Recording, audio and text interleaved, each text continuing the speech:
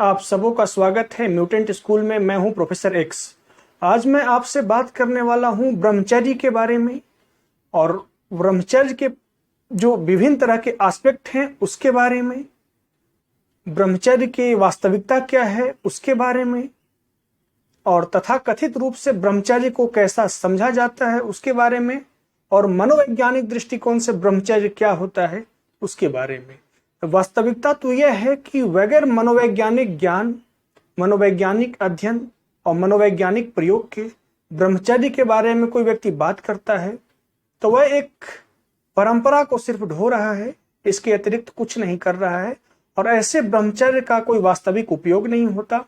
सिर्फ शब्द सुनने में अच्छे लगते हैं, कुछ शारीरिक लाभ होते हैं, लेकिन ब्रह्मचर्य जो क्रिया है, ब्रह्मचर्य जो साधना है, ब्रह्मचर्य जो मनोवैज्ञानिक प्रोसेस है, उस प्रोसेस का रियल प्रॉफिट, रियल बेनिफिट नहीं मिल पाता है। तो आइए पहले समझते हैं। लेकिन हाँ, याद रहे, बिना मनोवैज्ञानिक ज्ञान, प्रयोग के और अनुभव के ब्रह्मचर्य के बारे में अगर कोई बातें करता है तो उस बात की उपयोगिता एक सीमित दायरे तक है। मैं नकार नहीं सकता उपयोगिता को, लेकिन एक सीमित दायरे तक है, इससे अधिक नहीं है। ब्रह्मचर्य को मुख्य रूप से संतान उत्पत्ति के द्रव्य के रूप में देखा जाता है और उस द्रव्य का क्या मूल्य है, इसकी महानता की व्याख्या की जाती है। उस द्रव्य को अपने शरीर में साधने से, अपने शरीर में उसको संग्रह करने से, उसे शरीर में आत्मसात करने से उससे क्या शारीरिक और मनोवैज्ञानिक फायदे होते हैं उसके बारे में बात की जाती है। ये बातें बिल्कुल सत्य है अपनी जगह, लेकिन मिस्टेक यहाँ होती है जब ब्रह्मचर्य की प्रक्रिया के बारे में बात की जाती है। तो पहले समझे कि संतान उत्पत्ति द्रव्य क्या है जिससे मुख्य रूप से ब्रह्मचर्य जुड़ा है। तो आइए आपको बताते हैं। संतान उत्पत्ति तो जो द्रव्य है, इसके दो एस्पेक्ट हैं, दो पहलू हैं, एक फिजिकल और दूसरा साइकोलॉजिकल। आप काफी ध्यान से समझिएगा क्योंकि मैं इस छोटी सी वीडियो में काफी सारगर्भित बातें बताने वाला हूं। तो फिजिकल जो द्रव्य होता है, फिजिकल एस्पेक्ट ऑफ स्पर्म होता है, वीर्य का जो भौतिक रूप होता है, वीर्य का जो भौतिक पहलू होता है, वो एक जटिल शारीरिक क्रिया द्वारा निर्मित किया जाता है। एक जटिल शारीरिक क्रिया द्वारा उसे निर्मित किया जाता है और शरीर अपनी क्षमता का काफी जटिल प्रोसेस द्वारा काफी ही महत्वपूर्ण शरीर के संसाधनों का उपयोग करके वो द्रव्य को निर्माण करता है, क्योंकि उस द्रव्य में संभावना छिपी होती है कि एक जीवन को जन्म दे सकता है, एक आपके तरह शरीर युक्त, मन युक्त ह्यूमन बीइंग को जन्म दे सकता है। तो आप इसी से समझ सकते हैं कि जिस द्रव्य में इतनी संभावना है, इतनी पॉसिबिलिटी है, उसके निर्माण में कितनी कारीगरी लगी होगी, कितनी जटिलता लगी होगी, कितने संसाधन खपत हुए होंगे। क्योंकि आप और हम सब जितने भी हैं इस एग्जिस्टेंस में व्यक्ति, वो सब इसी द्रव्य का परिणाम है। तो इस द्रव्य को बनाने में कोई संदेह नहीं है कि शरीर अपनी बहुत बड़ी क्षमता, बहुत बड़ी ऊर्जा लगाती है। और इस द्रव्य के शरीर में एक रूप होता है। एक निश्चित समय पे फिजियोलॉजी के अनुसार देखा जाए, शरीर रचना के विज्ञान के अनुसार देखा जाए, तो इस द्रव्य को कंटेन करने का शरीर में कोई संसाधन नहीं है, न ऊपर ले जाने की कोई नालिका है भौतिक रूप से। आप समझिए इस बात को बहुत बारीकी से, कोई नालिका नहीं है। इसको आप कंटेन करके कहीं शरीर में किसी और रूप में उपयोग नहीं कर सकते हैं।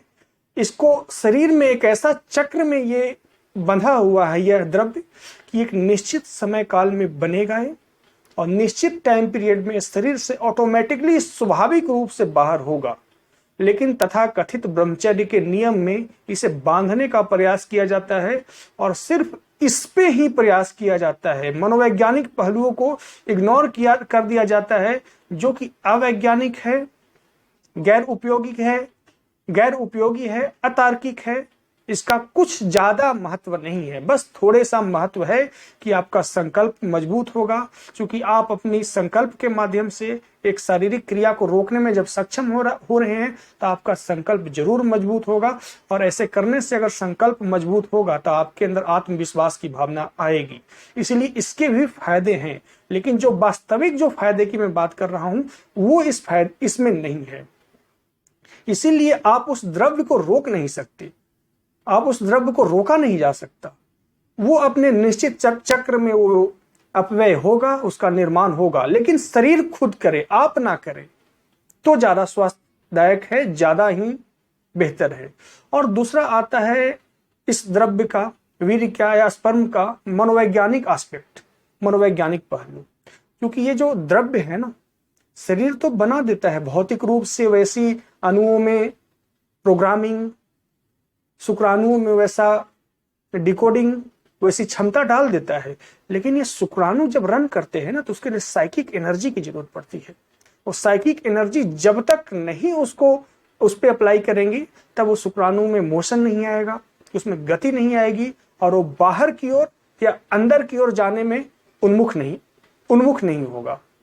तो जब आप साइकोलॉजिकल मोटिव देते हैं, उस पर साइकोलॉजिकल प्रेशर देते हैं, मानसिक दबाव देते हैं, मानसिक दबाव का मतलब मानसिक रूप से उसके बारे में चिंतन करते हैं, मानसिक रूप से उसके बारे में कल्पना करते हैं, या तो वास्तविकता में आप संतान उत्पत्ति की क्रिया में संलग्न होते हैं, तो जब तक उसको साइकोलॉजिकल मोटिव नहीं दीजिएगा जब तक वो सक्रिय नहीं होगा। और वास्तविक ब्रह्मचर्य में इसी की साधना की जाती है कि अपने जो वीर्य का, उस बहुमूल्य द्रव्य का जो मनोवैज्ञानिक पहलू है उसे कट कर दिया जाए। भौतिक पहलू, शरीर अपना काम करेगा, शरीर जन्मा है, बुढ़ा होगा, वो बाल पकेंगे, शरीर अपनी कोशिकाएं को बॉर्न करेगा, डेथ करेगा। शरीर की फंक्शन पे नियंत्रण नहीं हो सकता, वो नहीं कर सकते। मनोविज्ञान के दृष्टिकोण से शरीर अपना काम करेगा। तो वीर्य का जो भौतिक पहलू है वो जन्म लेगा, मरेगा, लेकिन इसके जो मनोवैज्ञानिक पहलू है ना, जिससे उसमें गति आती है, विचार चिंतन के माध्यम से, दृश्य के माध्यम से, उस मनोवैज्ञानिक पहलू को काटना ही ब्रह्मचर्य है। और इस मनोवैज्ञानिक जो पहलू है, मनोवैज्ञानिक जो एस्पेक्ट है स्पर्म का, उसे अगर आपने काट दिया तो आपके साथ दो चीजें होगी। पहली चीज है कि जो ऊर्जा उसे बाहर करने में व्यतीत होती थी, जो कि एक बहुत ही महत्वपूर्ण जीवन ऊर्जा होती है, क्योंकि आप इसी से समझ लें कि एक जीवन की उत्पत्ति होती है इससे, वो ऊर्जा वहां से कट जाएगी। वो ऊर्जा आपके चेतना में जुड़ना प्रारंभ होगी और आपके चेतना का विकास होगा। लेकिन मनोवैज्ञानिक एस्पेक्ट की मैं बात कर रहा हूं, उससे हटाएंगे तो आपको चेतना का विकास होगा। इसी प्रक्रिया को बोला जाता है योग मनोविज्ञान में वीर्य का उदर्वगमन, कि अपने वीर्य को सहस्रार की ओर चढ़ाने की प्रक्रिया, अपने वीर्य को ऊपर की तरफ चढ़ाने की प्रक्रिया। ये मनोवैज्ञानिक पहलू ही है कि आप अपना सारा साइकोलॉजिकल फोकस वहां से कट कर देते हैं तो वो चीजें अपने आप वहां से ऊर्जा खींच जाती है और आपके चेतना के विकास में लगाती है। यही वास्तविक ब्रह्मचर्य है। और आपका चेतना में जितना ज्यादा इस वीर्य के मनोवैज्ञानिक ऊर्जा का संग्रह होगा, आप उतना ही ज्यादा विकसित होंगे, आपका व्यक्तित्व उतना ज्यादा प्रभावकारी होगा, आपका संकल्प एक भौतिक रूप में बदलना शुरू हो जाएगा। आपके साथ बहुत सारे मनोवैज्ञानिक एक घटनाएं होना शुरू हो जाती है। आपके साथ एक खुद स्वयं आप एक वैसा प्रचंड व्यक्तित्व बन जाते हैं, क्योंकि आपकी चेतना में वो मनस ऊर्जा, जो वो मनोवैज्ञानिक ऊर्जा जुड़ चुकी है जो संतान उत्पत्ति में संलग्न था। एक जीवन को जो निर्मित कर सकता था ऊर्जा, वो ऊर्जा फिर से आपको निर्मित करना प्रारंभ करेगा। द्विज की जो परिभाषा है, द्विज जो शब्दावली है, इसी से बना है। आपकी वीर्य ऊर्जा बाहर की तरफ बहेगी तो एक संतान का जन्म होगा, उसकी मनोवैज्ञानिक ऊर्जा अगर आपकी चेतना में जाके जुड़ेगी तो आपका जन्म होगा। और इस मनोवैज्ञानिक ऊर्जा को अपनी चेतना में कैसे जुड़े, मैं एडवांस लेसन में कहीं बताऊंगा, पहले आप बेसिक समझे। और इस ऊर्जा को किस किस रूप से जुड़ा जाए इसके बारे में बताऊंगा।